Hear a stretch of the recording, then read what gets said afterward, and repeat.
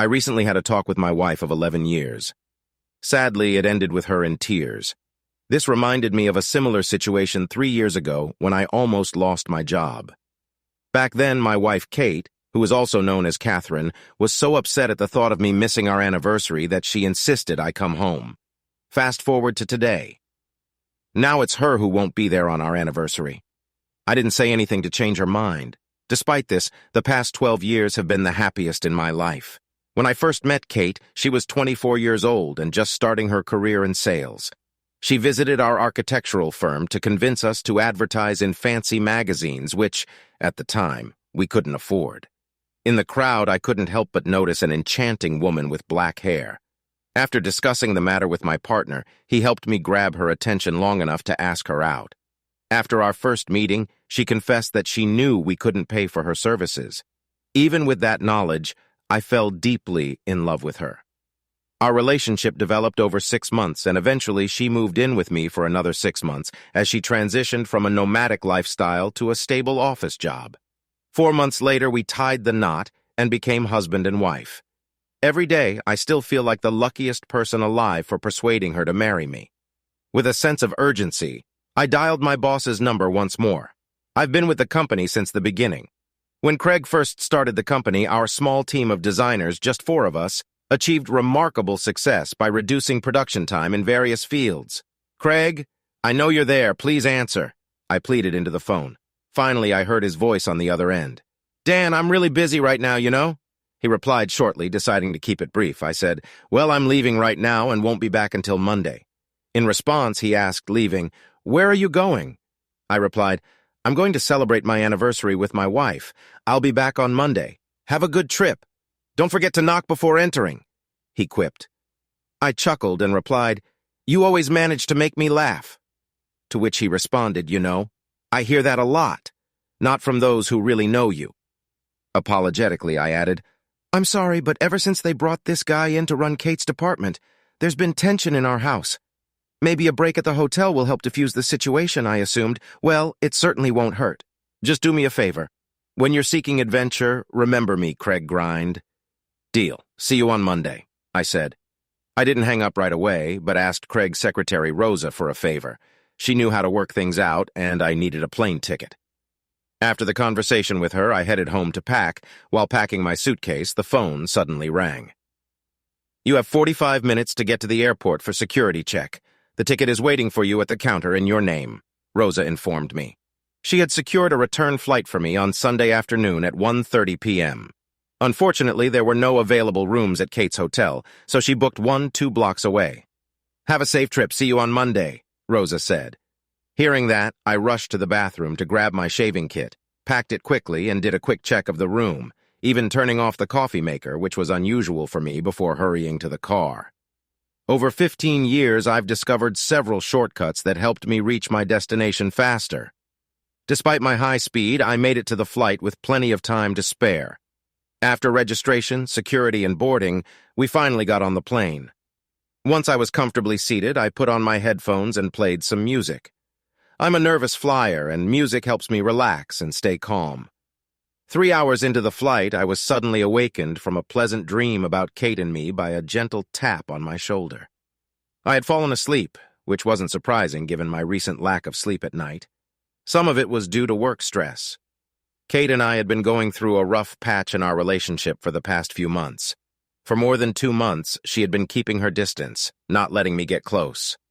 It all started when she told me about a colleague from another department getting a promotion and taking over her own.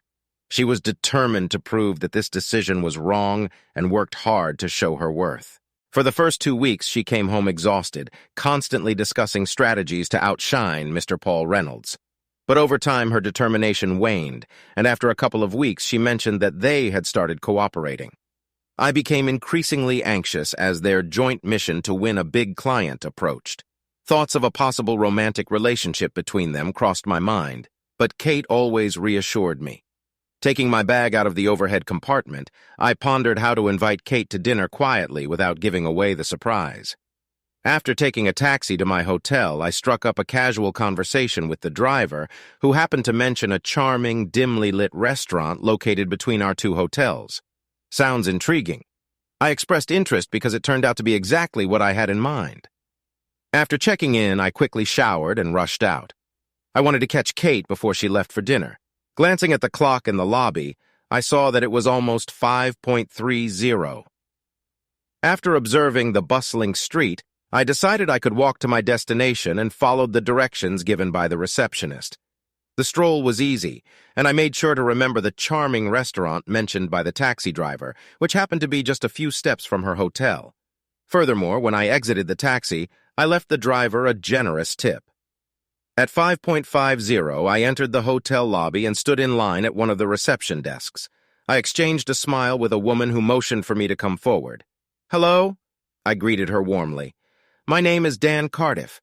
I'd like to know if my wife, Catherine Cardiff, is in her room right now. If so, I'd appreciate the chance to talk to her." "Catherine Cardiff, you said?" She double-checked, taking a moment to consult her notes. "Yes, she's a guest here. Give me a minute to check if she's in her room." With that, she dialed the room number. After a while, she turned to me with an apologetic tone. "I'm sorry, sir, but there was no answer. Would you like to leave a message?" "Not at the moment," I replied, a hint of disappointment in my voice. I was hoping to surprise her. "We have an anniversary tomorrow. I'd be very grateful if you didn't mention our conversation," I requested hopefully. "No problem, sir, I assure you," she reassured me. "I didn't catch everything," she said. "I wish you a wonderful day tomorrow, sir," the woman added politely. "Thanks, I'm thinking about going to a restaurant." "Maybe luck will be on my side," I responded. "Good night." I bid her farewell. Looking to the far end of the lobby, I spotted a noisy hall packed with people engaged in various activities, working, serving, sitting, eating. It was very crowded, and I knew the chances of finding her there were slim. Then, I noticed a restroom located on one side, closer to the back wall.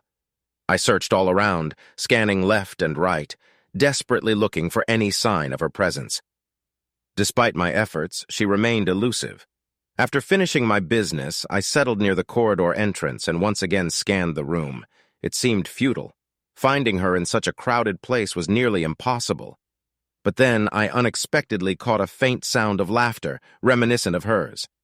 I followed the wall with my eyes, but towering booths obstructed my view, allowing only glimpses of the faces of the men and the women with them. Reluctant to approach any table until I could escape her notice, I retraced my steps and turned my gaze toward the wall.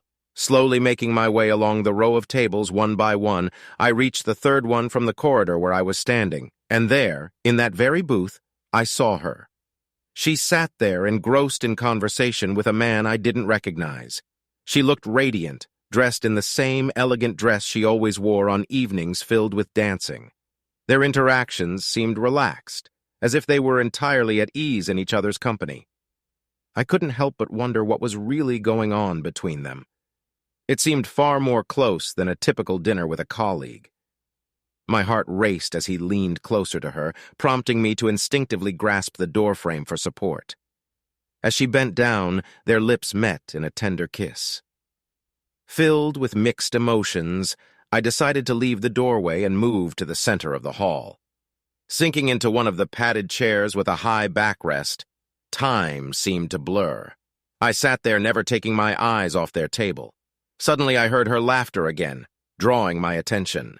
Turning my head, I saw her walking beside him, holding his hand tightly with both of hers. Their closeness, along with the general merriment, piqued my curiosity. They strolled past me just 15 feet away, and even though they conversed, my focus was solely on the adoring expression she wore as she gazed at him.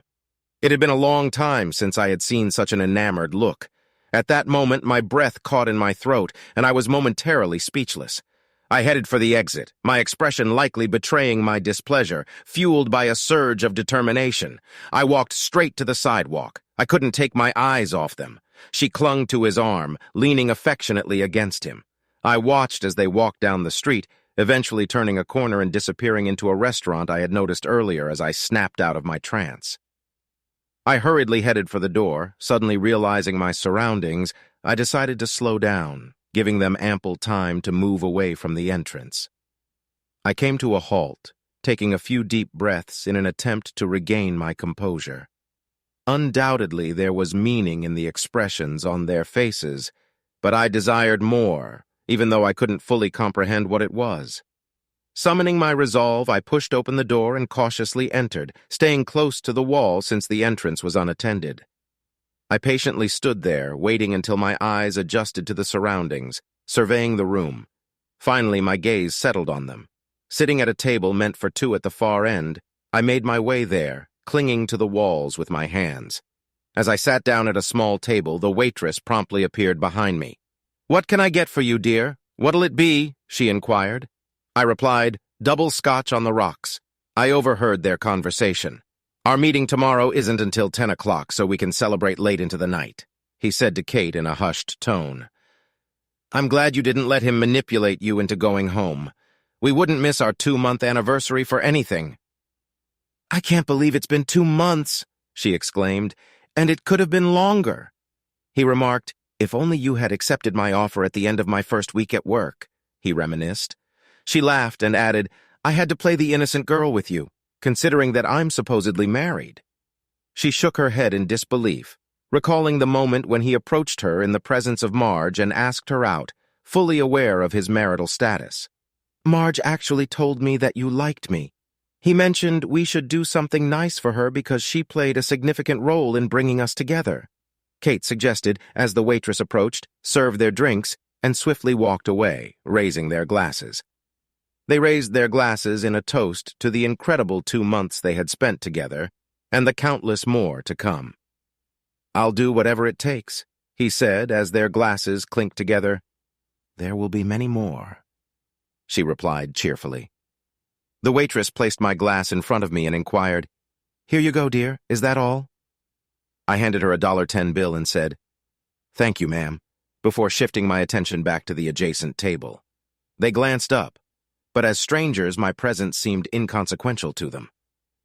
Kate, noticing his gaze, turned and looked at me. "You know, a guy should always carry a camera with him for such moments," I remarked. Her expression was truly limitless, suitable for various posters, as she sat with her lips moving soundlessly. "Wow, 2 months! This is a special anniversary. I still remember mine, but after 11 years, it begins to lose its novelty." Watching them both, I found myself saying, "Let's celebrate 2 months. It's a symbol of passion and prosperity, isn't it? Well, a lovely couple like you definitely deserves a gift. So here's my offer," I said, tossing the ring in Kate's direction. "And here's a surprise." Paul interrupted Kate with a loud outburst, realizing that staying here any longer would lead to trouble.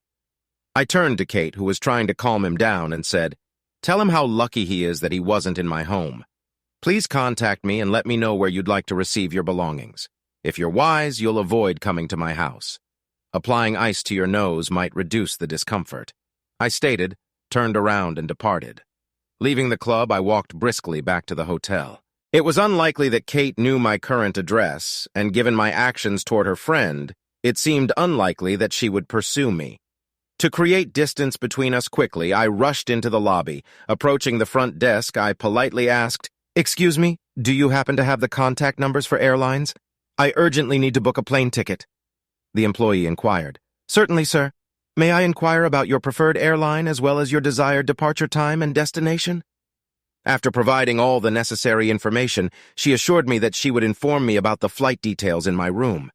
Back in the room, I began to pace back and forth, bewildered by the unfolding events. How could this have happened? Then a thought struck me. Perhaps Kate had missed her true calling in life. Her performance over the past as my frustration continued to mount.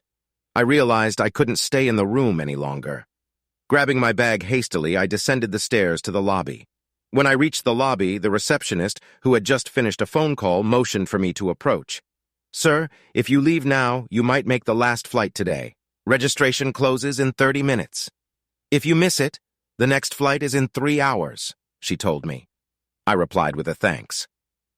Hoping the taxi drivers in the area were reliable, I signed the cash receipt handed to me by a woman. "I'm sorry I have to cut my visit short. Please stay with us next time," she said, smiling warmly.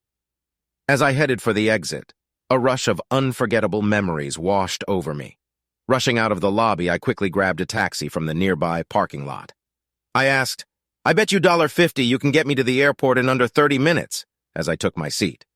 The taxi driver responded, "You got it, boss," snapping me back to reality. He turned out to be experienced and got me to my destination in just 20 minutes. I paid the meter fare, added a generous $1.50 tip, expressed my gratitude, and hurried to the exit. Reflecting on it later, I realized there was no need to worry. I had a few minutes to spare after passing security. I eagerly awaited the announcement of the boarding, unlike last time, when I needed music to occupy my mind. With plenty of distractions around, a funny thought suddenly crossed my mind and I had to suppress a laugh. I remembered that Kate's mother never really liked me, while Deborah seemed to have her husband under her thumb. She treated Greg poorly, almost like he didn't matter. But I couldn't tolerate her behavior, and she was aware of it. One day she even accused me of eventually cheating on Kate, claiming she saw me glancing at other women when we were together. But the entire flight doubts about what was happening, not at me. I pulled out the photo I always carried with me of Kate and me, and studied it intently. The person next to Kate in the photo suddenly seemed unfamiliar. I glanced around to make sure no one noticed, then returned my gaze to the photo. In the picture, I stood beside Kate, but what caught my attention was the way she gazed into his eyes. It made me doubt. Although men aren't typically known for their memory, I considered myself an exception. Like most women, Kate often tested my memory by asking, "Do you remember this? Or do you remember that?" Unfortunately for her, I remembered everything. I recalled every conversation, every plan, and all the close secrets we whispered in the dark. Sitting there now, I couldn't help but wonder if I hadn't noticed this unfolding for 2 months. What else had I missed? The man had shown interest in her from the first week they met, but she claimed she rejected his advances to maintain her appearance due to her marriage. The thought of them being together bothered me. I formulated a 2-part plan. I'd go home, pack all her things, and take them to her mother's. Of course, the elderly woman would find a way to blame me, but the truth was what I saw. When we arrived at the airport, our family life was unraveling. I headed straight to my car and joined the exit queue. The drive home felt like a blur, and I couldn't remember much. Nevertheless, I reached my destination. The journey's duration remained a mystery, but honestly, it didn't matter. Stepping into the dimly lit house, I felt an eerie sense of unfamiliarity. The thought that I had to get used to this sight as the new norm consumed me. After dropping my bag, I headed for the kitchen. En route, I instinctively turned on the answering machine. A pleading voice on the other end said, "Dan, please don't do anything rash. I'm heading home to talk. Please wait until I get there." She sounded pained, conveying her emotions. I believed the cheater deserved punishment, but I didn't want to hear it, especially not in that voice. So I reacted impulsively and banged my fist. My actions may have been rash, but I needed to protect myself from foolish decisions. It was clear I wouldn't be able to sleep that night. I went to the garage and gathered all the suitcases she had collected over the years. Choosing a large black suitcase and a bag for her clothes, I set them aside and took the rest to the bedroom. As I sifted through her closet, I carefully picked a few items. I quickly stuffed them into one of the large bags, repeating the process several times before turning my attention to the dresser. It had been ages since I'd seen underwear tucked in there for a fleeting moment. The idea of grabbing some hot dogs crossed my mind. I was supposed to go to her mother's house, but I didn't want to, so I opted for a solitary gathering with lox and marshmallows. I didn't want to deal with her parents or anyone else, so I took matters into my own hands. Instead of waiting for her, I impulsively went to the hardware store to buy new locks. Upon returning home, I realized I couldn't leave the pile of stuff in the front room. Following my thoughts, I loaded everything into the car and headed to her mom's house. I drove carefully and unloaded everything near the garage, not wanting to burden Greg with extra work, especially since his wife and daughter wouldn't help him. As the third box fell to the ground, my mother-in-law appeared. "Hi, Dan, what's all this? What's going on?" she asked. I explained. "Well, when Kate arrives, she might need her clothes. Initially, I thought she'd bring them herself, but I couldn't wait any longer. They were cluttering the front room. Confused and with a pale face, she inquired, 'What do you mean when Kate arrives? I thought she wasn't in town yet.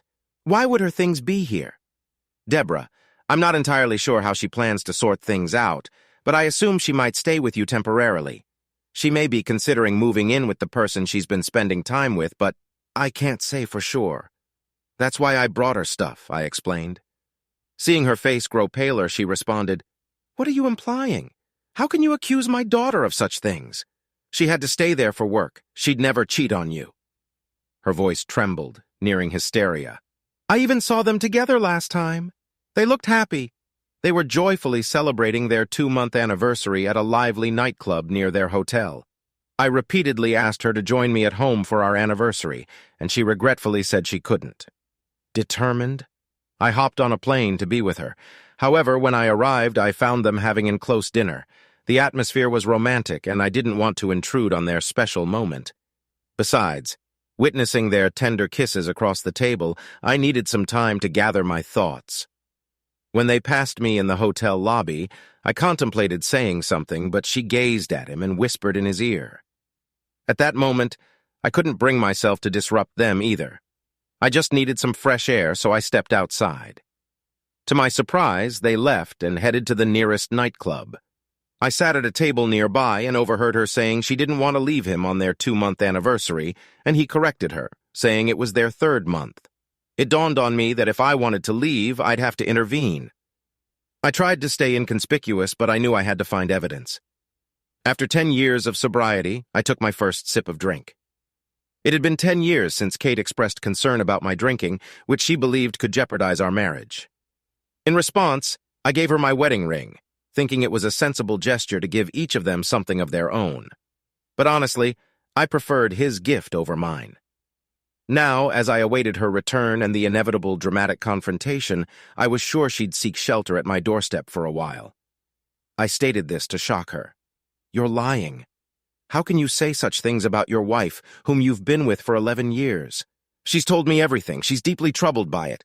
I'll never refer to this woman as my wife again. You might feel obligated to support her because she's your daughter, but I have no such obligations. I witnessed everything firsthand, and for the past 2 months, I've been living alone while she's been living with him since he joined this company. It's astonishing to see how she's changed, given the upbringing you provided. She looked me in the eye for 3 months straight, lying to me every day without a hint of remorse. If you think I'll allow her back into my home, then you're even more foolish than she is. However, it's your choice what to believe, and that's your issue. Personally, I've chosen to cut my losses. It's clear that she has strong feelings for this guy, and he's free to have her. She won't need to hide their relationship anymore. As soon as she's done with her charades, I'll direct her to this place. You can see for yourself who's being dishonest. As I placed, I instructed her. If she picks up, be sure to convey the message exactly as you want, including the fact that I'm eager to see how she handles this." With those words, I got into the car and drove away. Feeling restless, I wandered aimlessly around the house for several hours before finding a small corner in the garage, where I set up an improvised workspace. Suddenly, my thoughts were interrupted by the sound of the doorbell. Curiosity got the better of me, and I went to the door and opened it carefully. Without saying a word, I instinctively took a step back. Kate entered the room, and I immediately realized I was in the garage. "You must have been in the garage," she remarked, closing the door behind her. "I tried knocking, but you didn't hear me. I was just tidying up," I responded, observing the room's condition. Kate sighed and said, "Well, Mom already called me. It looks like you've already made up your mind about what to do with me." Kate looked at me, her face a mix of sadness and disappointment. "What did you expect, that I wouldn't mind you having an affair?" I asked her. She paused before responding. "I guess I wasn't thinking clearly, at least not rationally. I was overwhelmed by disappointment. It's a shame because all I did was think." I confessed. You see, there was no one around to distract me from my thoughts. I missed having someone to go out to dinner with, visit a club and enjoy the darkness, whispering and kissing. But I was left with a woman who could deceive me without hesitation, even looking me straight in the eye. She could share my house, my food, my life, and then be close with someone else. Not a pleasant image, right? "Are you really ready to let go of 11 years of our life together?" "What is it?" she asked. "Did you even bother to ask me about it, Dan? Would it have bothered you if I had a real relationship with someone else instead of just playing games?" I thought that such an important question would stay with me. But it doesn't seem to matter anymore, does it? Now you and the person whose name I can't even remember can move on freely without caring about me. No more struggles over deciding whom to spend our anniversary with, I said, heading for a chair. I think I understand your perspective, Kate replied. Do you truly understand, Kate? Because I genuinely doubt that you do. You see, for you it was just an act of infidelity. You probably found a way to justify it, maybe even shifting the blame onto me. Could it have been Kate? Perhaps my actions drove you to be involved with someone else, I inquired. She lowered her head and replied, No, I don't blame you for this. It just happened. Having an affair with someone other than a spouse for 2 months isn't an accident. It takes effort, and moreover, secrecy.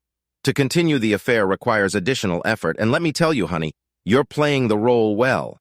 I fell in love completely and unconditionally. It's unbelievable that you both managed to find time for your game.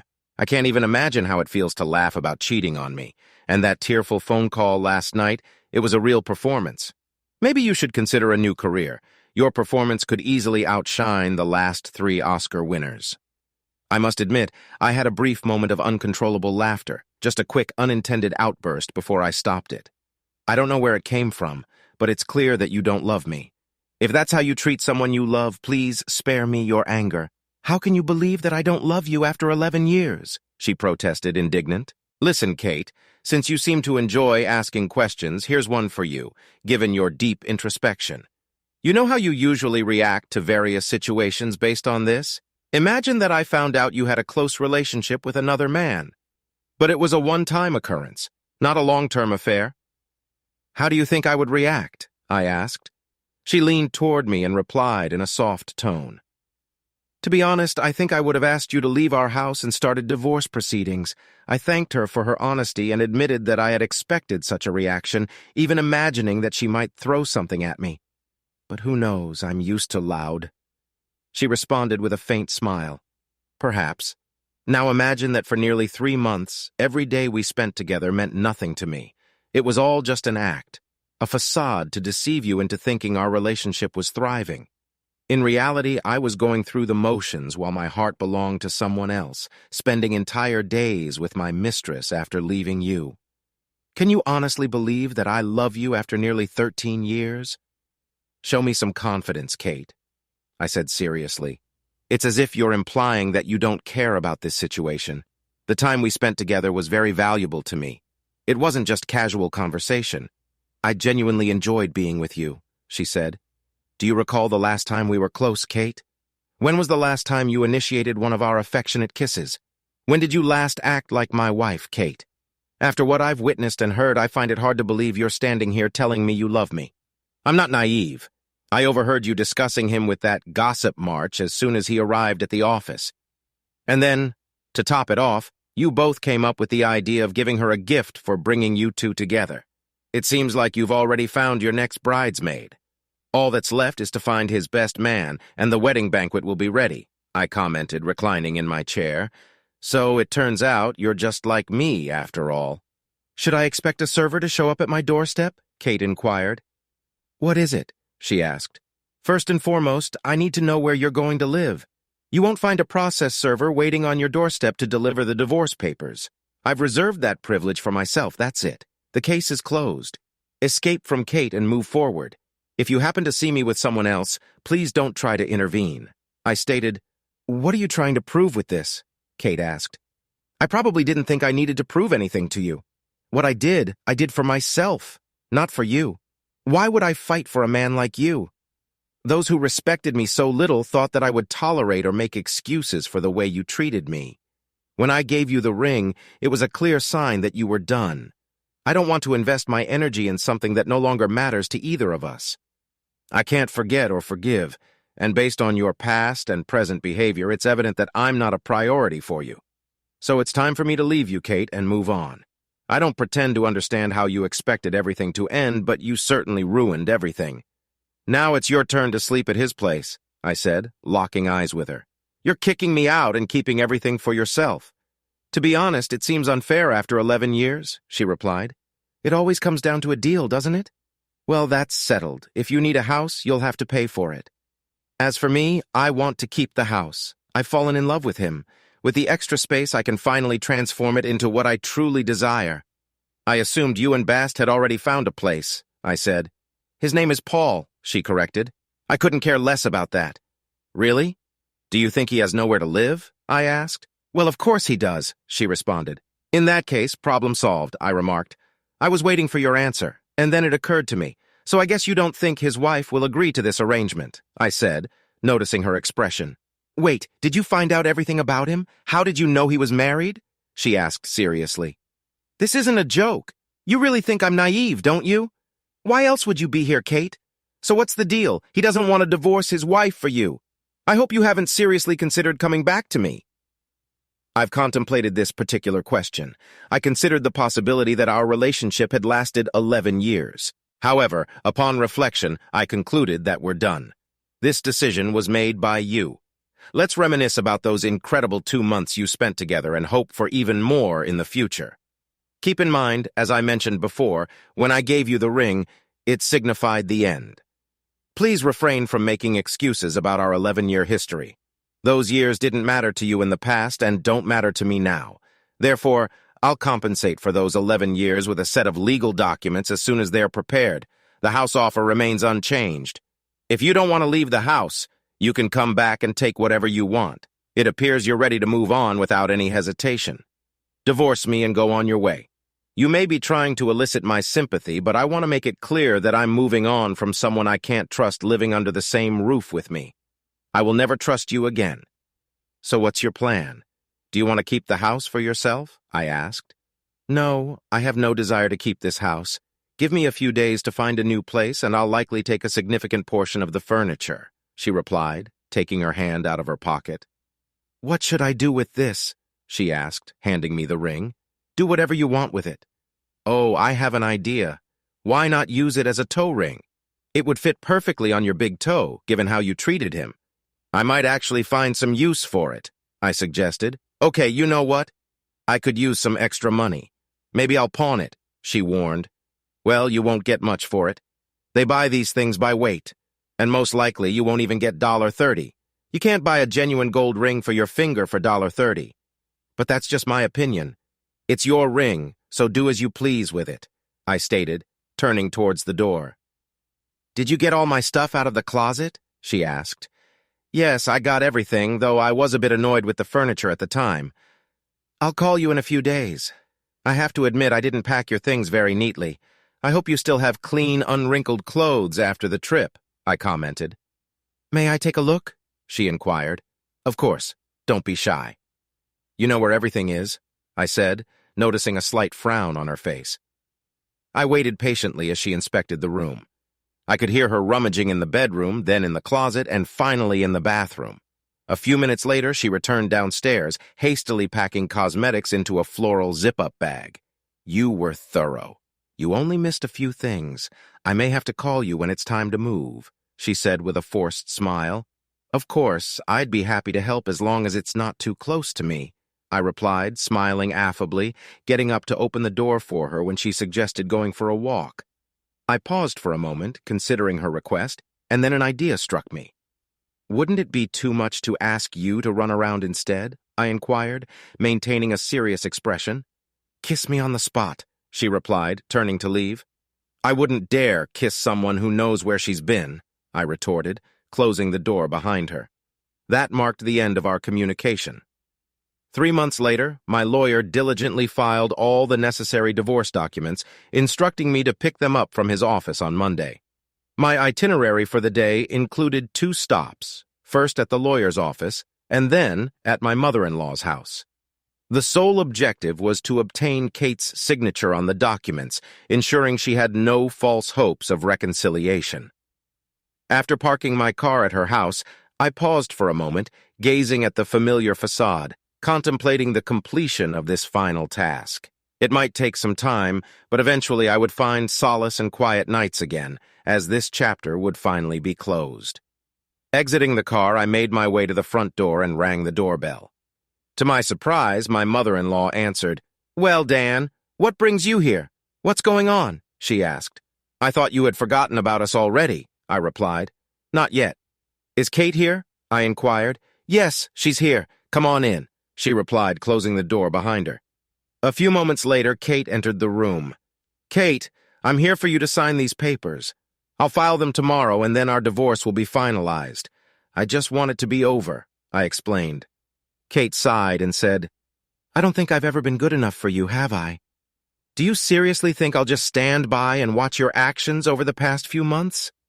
Kate briefly left the room, but soon returned with a pen in her hand. As she hastily signed her name on the appropriate pages, I watched her movements carefully.